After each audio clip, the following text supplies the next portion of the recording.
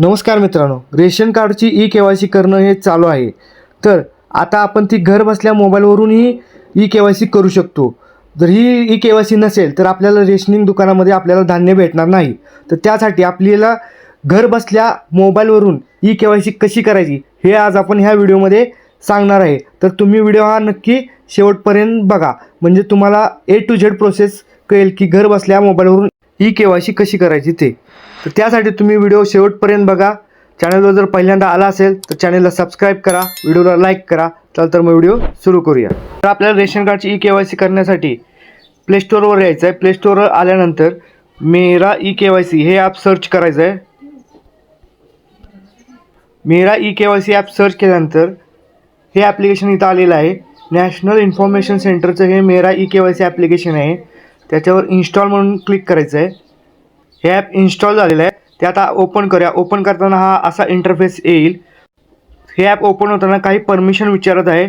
आलो मेरा eKYC to take pictures and record. ते पिक्चर्स अँड रेकॉर्डसाठी परमिशन विचारत आहे. ते परमिशन आलो करायचे व्हाईल युझिंग द ॲप. नंतर एक परमिशन विचारत आहे ॲक्सेस द डिव्हाइस लोकेशन. ते व्हाईल युझिंग द ॲप करायचं आहे. नंतर आपल्याला इथं एक ॲप्लिकेशन डाउनलोड करायला सांगते, face RD app not installed. हे आपल्याला ई-के-वाय-सी करताना महत्त्वाचं ॲप आहे. त्यासाठी हे आपण डाउनलोड इन्स्टॉल करून घ्यायचं आहे. तर त्याच्यावर डाउनलोड ऑप्शनवर क्लिक केल्यानंतर आधार फेस RD या नावाचं ॲप्लिकेशन इन्स्टॉल करा म्हणते, ते आपण इन्स्टॉल करून घ्यायचं आहे. आधार फेस RD नावाचं ॲप इन्स्टॉल झालेलं आहे. तर इथं ओपन म्हणून ऑप्शन येत नाही, हे ॲप इन्स्टॉल होतं. मेरा ई-के-वाय-सी या ॲपवर यायचं आहे, ओपन करायचं आहे. हे ॲप ओपन केल्यानंतर इथं सिलेक्ट स्टेट नावाचं ऑप्शन येतं. इथं आपण स्टेट सिलेक्ट करायचं आहे. इथं मी महाराष्ट्र स्टेट सिलेक्ट करतो आहे. महाराष्ट्र स्टेट सिलेक्ट केल्यानंतर इथं व्हेरीफाय लोकेशनवर क्लिक करायचं आहे. पण इथं व्हेरीफाय लोकेशन होत नाही. तर का होत नाही, तर आपले मोबाईलचे लोकेशन ऑन पाहिजे. तर ते मोबाईलचे लोकेशन स्क्रॉल करून ऑन करायचं आहे. मोबाईलचे लोकेशन ऑन केल्यानंतर परत व्हेरीफाय लोकेशन करायचं आहे. तर लोकेशन व्हेरीफाय झालेलं आहे. तर इथं एंटर आधार नंबर. तर इथं आधार नंबर एंटर करायचा. ज्या व्यक्तीचा आपण ई-के-वाय-सी करणार आहोत त्या व्यक्तीचा आपण इथं आधार नंबर एंटर करणार आहोत. आधार नंबर एंटर केल्यानंतर इथं जनरेट OTPवर क्लिक करायचं आहे. तर जो नंबर आपला आधारला लिंक आहे त्या आधार लिंक नंबरवर OTP येईल. तर इथे आपल्याला जो OTP येईल तो OTP टाकायचा आहे. OTP टाकल्यानंतर खाली जो कॅप्चा आहे तो कॅप्चा जसाचा तसा टाकून घ्यायचा आहे. कॅप्चा टाकल्यानंतर सबमिट बटनवर क्लिक करायचं आहे. सबमिट केल्यानंतर असा इंटरफेस येईल. तर ते प्रोसेसिंग होत आहे. तर OTP सबमिट झालेला आहे. आता आपल्याला असा इंटरफेस आलेला आहे. इथे आपल्याला बेनिफिशरी डिटेल्स दाखवत आहे. इथं नाव दाखवत आहे, होम स्टेटस दाखवत आहे, कोणतं स्टेट आहे ते दाखवत आहे, कार्ड नंबर दाखवत आहे, आपला जो रेशन कार्ड आहे तो नंबर दाखवत आहे, डिस्ट्रिक्ट दाखवत आहे, होम डिस्ट्रिक्ट. ई-के-वाय-सी ॲप्रोल, इथं ई-के-वाय-सी ॲप्रोल काही दाखवत नाही. खाली आधार नंबर आणि ई-के-वाय-सी स्टेटस. तर इथे ई-के-वाय-सी स्टेटस ब्लँक आहे, म्हणजे इथं अजून ई-के-वाय-सी झालेली नाही. तर ते आपल्याला ई-के-वाय-सी करायचे आहे. त्यासाठी आपल्याला खाली फेस ई-के-वाय-सी म्हणून जे बटन दिसतं आहे त्याच्यावर क्लिक करायचं आहे. तर इथे ॲक्सेप्ट करायचं आहे.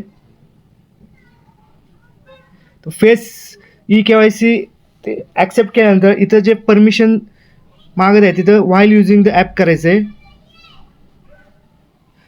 तर व्हाईल युझिंग ॲप केल्यानंतर इथं आपल्याला काही स्टेप्स दिलेल्या आहेत, त्या स्टेप्स आपल्याला फॉलो करायच्या आहेत.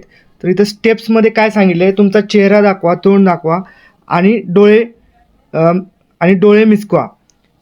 तर इथं खाली जो बॉक्स दिला आहे त्याच्यावर आपण टिक करूया आणि प्रोसीड या बटनावर क्लिक करूया.